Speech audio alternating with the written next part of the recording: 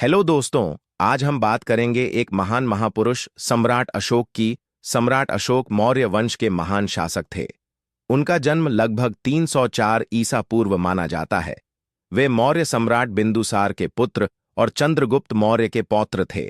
बचपन से ही अशोक साहसी, पराक्रमी और महत्वाकांक्षी थे। युवावस्था में उन्होंने तक्षशिला और उज्जैनी जैसे महत्वपूर्ण प्रांतों का शासन संभाला, जिससे उनकी प्रशासनिक क्षमता स्पष्ट हुई।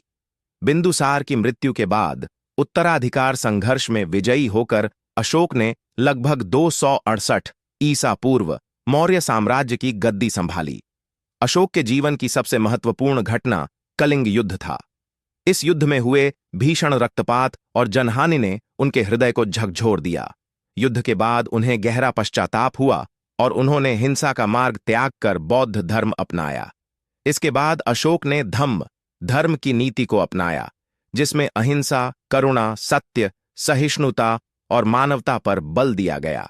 सम्राट अशोक के प्रमुख कार्यों में बौद्ध धर्म का प्रचार प्रसार, स्तूपों और विहारों का निर्माण तथा शिलालेखों और स्तंभ लेखों के माध्यम से नैतिक उपदेशों का प्रसार शामिल है।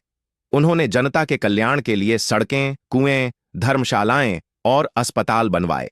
अशोक न केवल एक महान विजेता थे, बल्कि एक आदर्श, दयालु और लोक कल्याणकारी शासक के रूप में भी इतिहास में अमर हैं।